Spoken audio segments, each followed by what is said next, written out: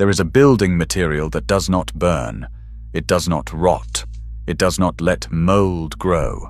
Pests cannot eat through it. And the longer it stands, the stronger it gets, turning over decades into literal stone. It breathes like living wood, regulating temperature and humidity without any mechanical system. A wall of it costs a family almost nothing to heat or cool.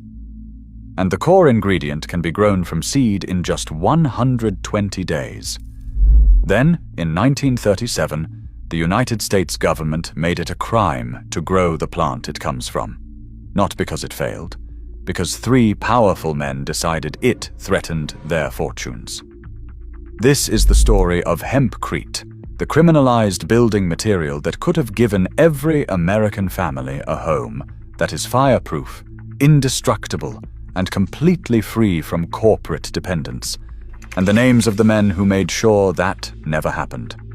Welcome to Nature's Lost Vault.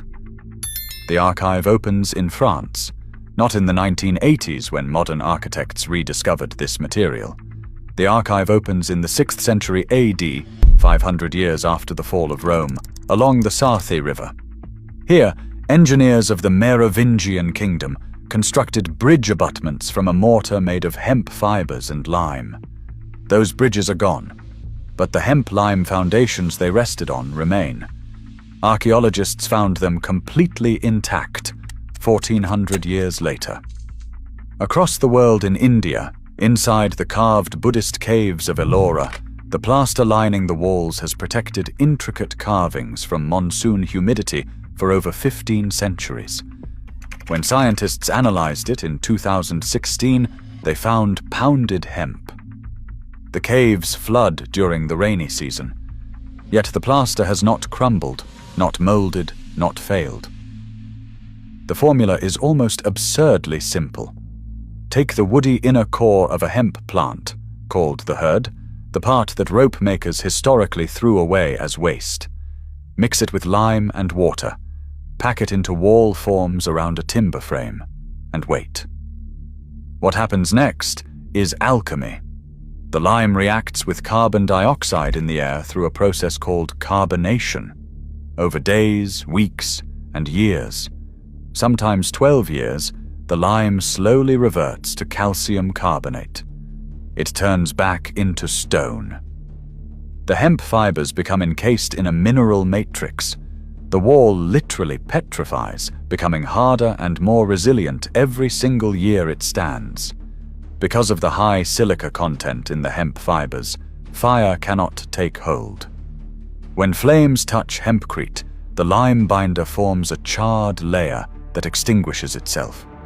In standardized tests conducted to the ASTM E119 fire resistance standard, hempcrete walls have withstood temperatures exceeding 1,700 degrees Fahrenheit for over an hour without significant heat transfer, earning the highest Class A fire rating in the building industry without a single chemical additive.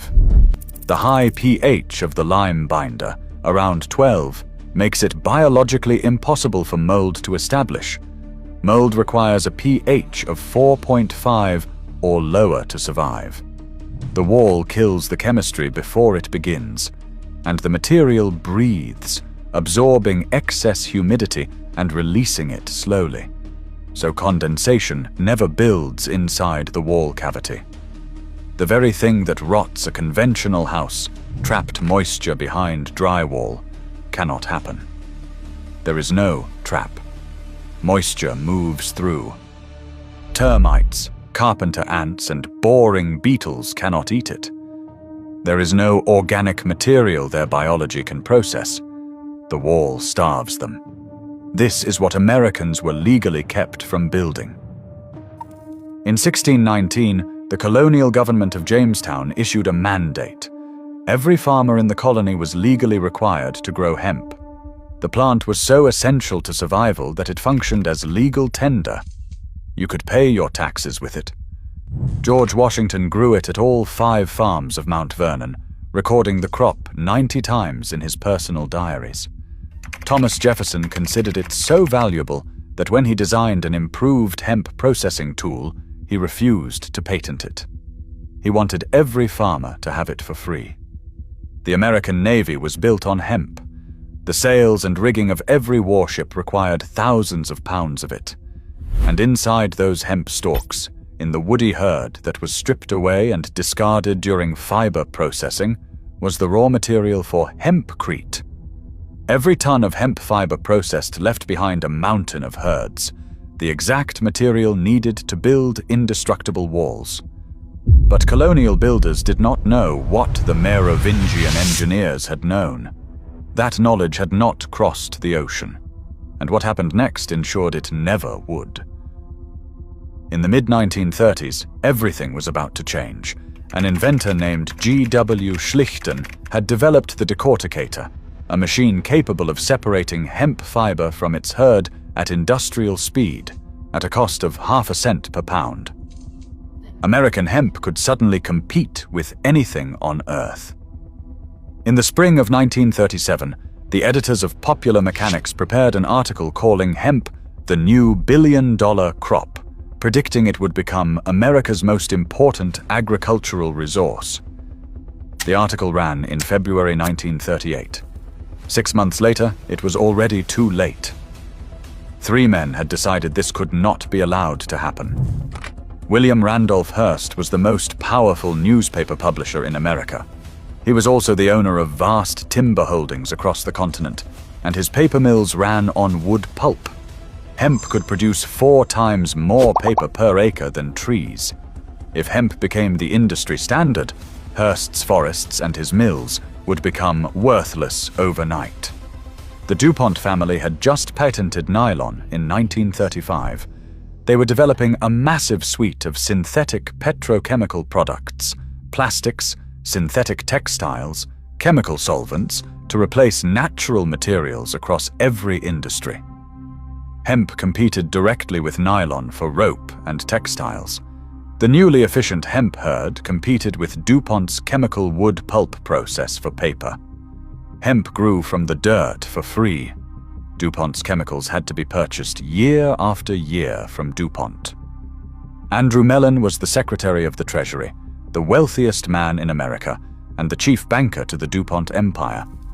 In 1931, he had appointed his future nephew-in-law, a former prohibition enforcer named Harry Anslinger, to lead the newly formed Federal Bureau of Narcotics. Anslinger needed a mission. Mellon gave him one. What followed was a masterclass in corporate propaganda. Hearst's newspapers ran a sustained campaign equating the industrial hemp plant with marijuana, printing fabricated stories of violence and moral collapse. The word marijuana, then unfamiliar slang, was deliberately weaponized in the headlines because most Americans did not know it referred to the exact plant their farmers had been growing legally for 3 centuries. When the Marijuana Tax Act came before Congress in 1937, the hearings lasted only a matter of hours. Anslinger testified by reading Hearst's newspaper stories aloud into the congressional record as if they were government findings. The American Medical Association opposed the bill. A representative from the hemp industry begged to testify. Neither was given adequate time. The act passed. It did not ban hemp outright. It required a tax stamp to grow it, but the stamps were nearly impossible to obtain. To get a stamp, you had to already be growing hemp. To grow hemp, you needed a stamp. That impossible catch was intentional. The American hemp industry was dead within years. And look at what we build with instead. Today, the average American home is built from chemically treated pine studs, a wood frame so flammable that a house fire can consume the entire structure in under 10 minutes. The walls are filled with fiberglass insulation that compresses over time, loses its thermal value, and causes respiratory damage. The interior is sealed with drywall, gypsum panels that, in a fire, release hydrogen sulfide and sulfur dioxide into the air your family is breathing. Termites eat the frame. Mold grows inside the wall cavities. Every material in that wall, insulation, sheathing, vapor barrier, must be purchased from industrial manufacturers on a 30 to 50-year replacement cycle. The house you build is a subscription. You pay for it forever. Hempcrete requires no replacement. It has no cycle. A home built correctly from hemp and lime does not degrade, it hardens. And it is entirely carbon negative, locking away an estimated 325 kilograms of carbon per cubic meter for the entire life of the building. The Merovingian bridge foundations lasted 14 centuries. The Buddhist cave plaster has lasted 15 centuries. While the United States criminalized the plant, Europe never stopped building with it. France has constructed hempcrete homes since the early 1990s. In Belgium, a manufacturer called IsoHemp now produces more than 1 million hempcrete blocks annually. In England, contractors who work with it cannot understand why we pour toxic chemicals into conventional houses when a lightweight material that smells of the earth outperforms them all. In December 2018, President Trump signed the Agriculture Improvement Act into law. Industrial hemp was legal at the federal level for the first time since 1937. The plant that Jamestown farmers were legally required to grow, the plant Washington tracked in 90 diary entries, was finally legal again. In 2022, the International Code Council added hempcrete to its official building codes, giving American architects a legal framework to use it for the first time. 85 years late, after the 2025 wildfires tore through Los Angeles, architects and engineers began recommending hempcrete construction for the rebuild zones. Homes that fire cannot consume in wildfire country. The people who lost everything to flames were being offered walls that withstand 1,700 degrees. 3 men erased it. A continent remembered it. And the material itself never stopped doing what it has always done. It waited, it got harder, and it outlasted.